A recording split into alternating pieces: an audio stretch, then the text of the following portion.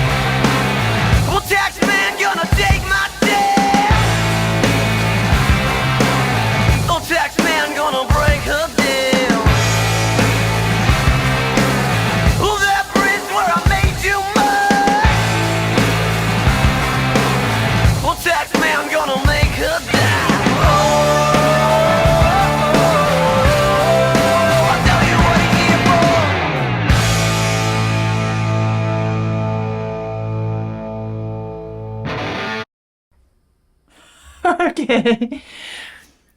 I can hear where they're getting their sound and their ideas from. I can. Even though I was just looking through the list again. Rolling Stones, MC5, the Allman Brothers, and Pink Floyd. I guess I haven't listened to MC5 yet, but I guess I've heard enough to know, yeah, I recognize that kind of sound. This song feels a bit local, mostly because of the lyrics. What's it about? Sounds like it's about a bridge. I'm curious, were they inspired by a particular bridge, maybe in Franklin, Nashville somewhere? Maybe one they grew up with in their childhood and it's going to be torn down and some new shiny thing put in there. Taxman going to take her down, break her down.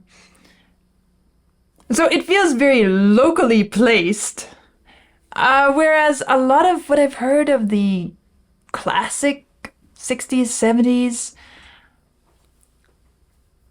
there are some localities, but I guess it feels more expansive in the vision of the lyrics being expressed. Well, this could apply to any, but it just feels very anchored in a local personal experience, which is, you come to it, it's not a bad idea.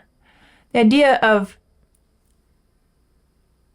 expressing and sharing something which feels very personal to you, and at the same time, everyone else can relate to it. Let's see how it keeps going. I think we're coming up on the solo now. I won't interrupt it today. Fingers crossed.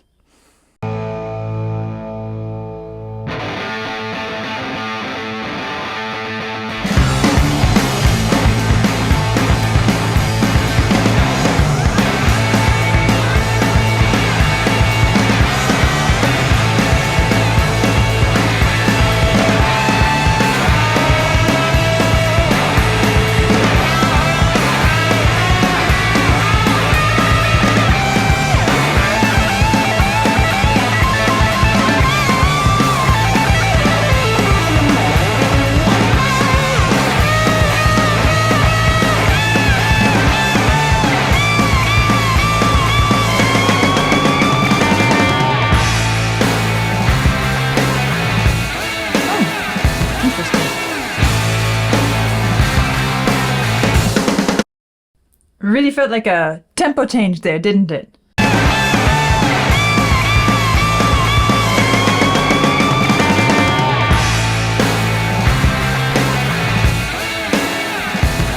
Definitely.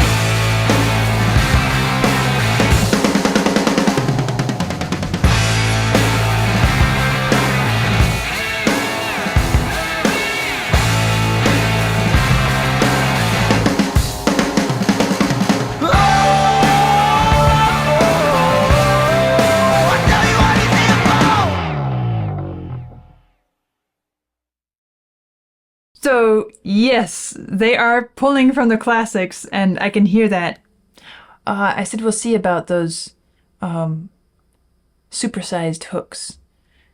It's a pretty solid hook in there, or riff, or whatever you want to call it. Da, da, da, da. Probably, if it came on the radio,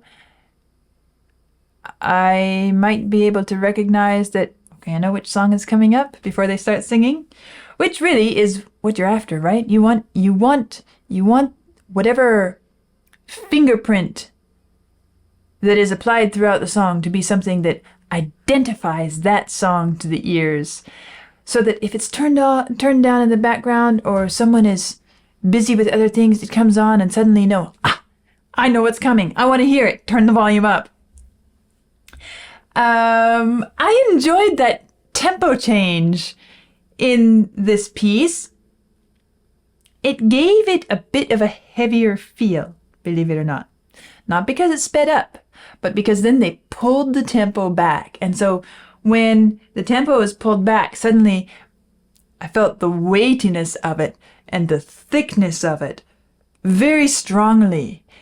They're using the technique of contrast to really make you feel the main emphasis of the piece.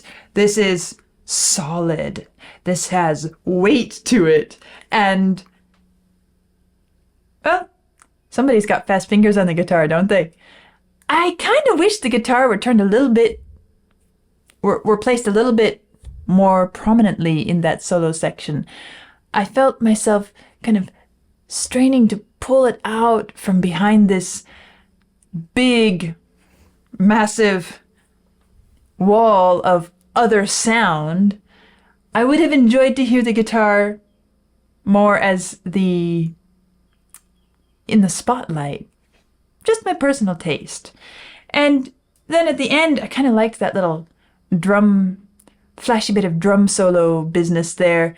I don't know if you could quite call it a drum solo, but I haven't heard something like that for a good while in my listening experience. I've heard some along the way, but this one stood out mostly because I haven't heard any in my recent listens quite like that. So it's kind of fun. Oh, hey, those drums are really, whoever's sitting at the drum set, he's got a chance to kind of speak his piece there. Well, as to the subject matter, this idea of a bridge and when the sun comes down and it makes it so beautiful, as it says, peach sky burning in her eye. So pretty, it's going to make a grown man cry.